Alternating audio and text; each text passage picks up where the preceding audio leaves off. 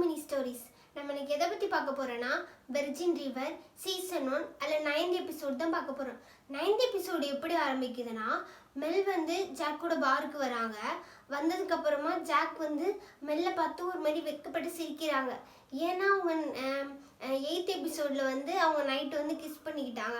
So வந்து jack வந்து மெல்ல பார்த்தோன்னே ஒரே வெட்கமாக இருந்துச்சா, உடனே அவங்க வந்து அவளை பார்த்து சிரிக்கிறாங்க. அதுக்கப்புறம் மெல்லும் உள்ளே வரா. உள்ளே வந்துட்டு மெல் கேட்குற, எனக்கு ஒரு காஃபி கிடச்சா நல்லாயிருக்கும் அப்படி சொல்லிட்டு. அதுக்கப்புறமா ஜாக் வந்து மெல்லுக்கு வந்து ஒரு காஃபி கொடுக்குறாங்க. காஃபி கொடுத்ததுக்கப்புறம் வந்து ஜாக் கேட்குறாங்க, நேற்று நைட் என்ன ஆச்சுன்னு உனக்கு ஞாபகம் இருக்கா அப்படின்னு சொல்லிட்டு. அவள் சொல்கிறா, எனக்கு எதுவுமே ஞாபகம் இல்லை அப்படின்னு. உடனே ஜாக் சொல்கிறான், என்ன நீ ஃபன் பண்ணிட்டு இருக்கியா அப்படி சொல்லிட்டு. அதுக்கப்புறம் 2 பேரும் சிரிச்சுக்கிறாங்க.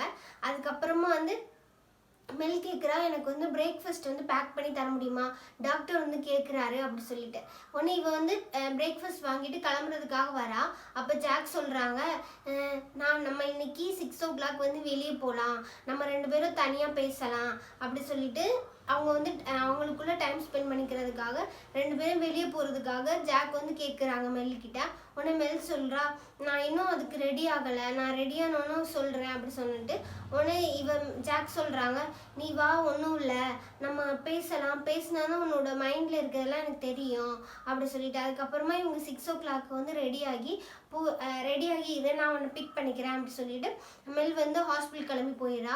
அதுக்கப்புறம் ஹாஸ்பிட்டல் போகிறா. இவ உள்ளே வரா. அங்கே என்ன ஆகுதுன்னா, ஒரு பையனுக்கு வந்து ரொம்ப இச்சிங்காக இருக்குது, அவனுக்கு வந்து ஒரு அலர்ஜி ஆயிடுச்சு. டாக்டர் சொல்கிறாங்க, நீ வந்து ரொம்ப ஸ்க்ராட்ச் பண்ணிக்காத, அப்புறம் இன்ஃபெக்ஷன் ஆகிடும் அப்படி சொல்லிட்டு. அதுக்கப்புறம் அந்த பையனுக்கு வந்து மெடிசன் கொடுத்து அவன் வந்து வெளியே போயிடுறான். அதுக்கப்புறமா வந்து மெல் வந்து டாக்குக்கு வந்து பிரேக்ஃபாஸ்ட் கொடுத்துட்டு சொல்கிறான், நான் வந்து உங்களோட ஒர்க் பண்ண தான் வந்திருக்கேன், நான் உங்கள் அசிஸ்டன்ட் கிடையாது, நீங்கள் என்கிட்ட பிரேக்ஃபாஸ்ட் வாங்கிட்டு வா, காஃபி வாங்கிட்டு வா அப்படின்னு சொல்லுறதுக்கு நான் உங்கள் அசிஸ்டன்ட் கிடையாது அப்படின்னு சொல்கிறேன். நான் வந்து இங்கே நர்ஸாக ஒர்க் பண்ண தான் வந்திருக்கேன் அப்படி சொல்லிட்டு. ஆனால் அதுக்கப்புறம் 2 பேரும் வந்து பேசிகிட்டு இருக்கும்போது சடனாக என்ன ஆகுதுன்னா, ஒரு பேஷண்ட் வந்து உள்ளே வராங்க. அவங்க வந்து அவங்க குழந்தைக்கு வந்து ரொம்ப ப்ரீத் பண்ண முடியலை. அவளுக்கு வந்து ஹார்ட்டில் ஏதோ ப்ராப்ளம் போல், அவளால் ப்ராப்பராக ப்ரீத் பண்ண முடியலை. அதுக்கப்புறமா அவளை வந்து அட்மிட் பண்ணுறதுக்காக கூட்டிகிட்டு வராங்க.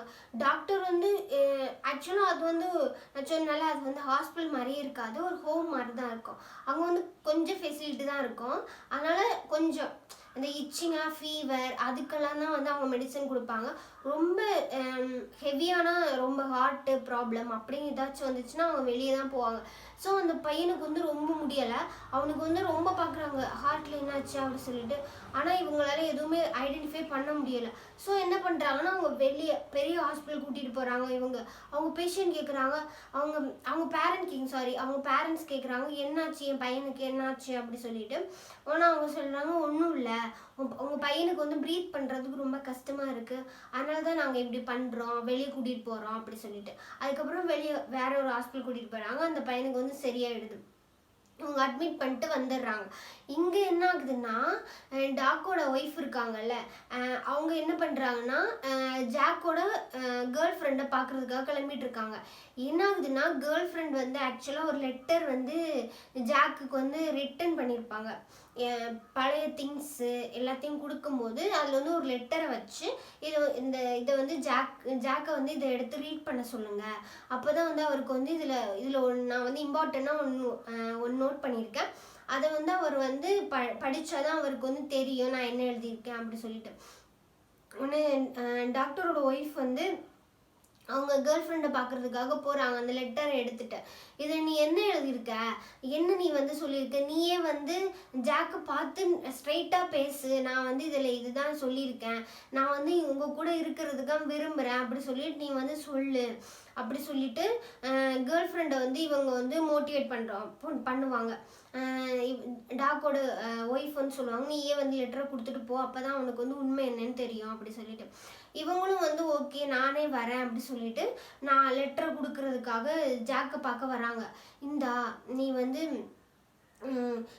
இதை படிச்சுக்கோ அப்படி சொல்லிட்டு கொடுக்கறதுக்காக வராங்க. அதுக்கப்புறம் அவங்க சடனாக என்ன தோணுதுன்னா, நான் வரல, அவங்க ஒய்ஃபுக்கிட்டே ரிட்டன் கொடுத்து விட்டுறாங்க, நீங்களே வந்து ஜாக்கிட்ட கொடுத்துருங்க, அவங்க இதை பிரித்து படித்து பார்க்கட்டும் அப்படி சொல்லிட்டு. உடனே இவன் வந்து அந்த லெட்டரை வந்து ஜாக்கிட்ட கொடுக்க வரா. டாக்கோட ஒய்ஃப் வந்து கொடுக்க வராங்க.